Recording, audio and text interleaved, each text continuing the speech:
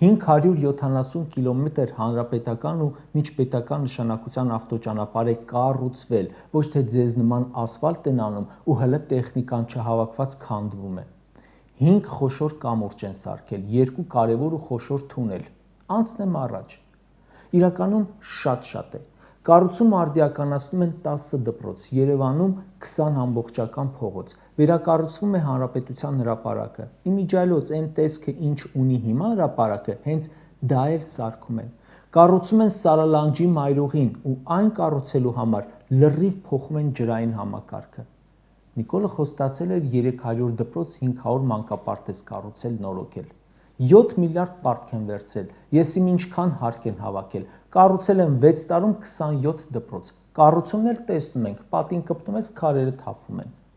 Գարնանը փողոց են ասֆալտում, մինչև աշուն էլ չկա։ Ջրվեժի ճանապարհը։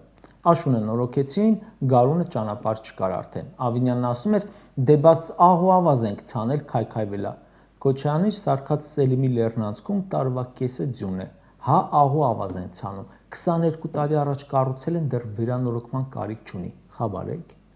Մի փողոցը 7 տարում 8 անգամ ասֆալտում եք, ու մեկ էլ տեսնում ենք ասֆալտի նախարարի ընտանիքը դղյակ է սարքում։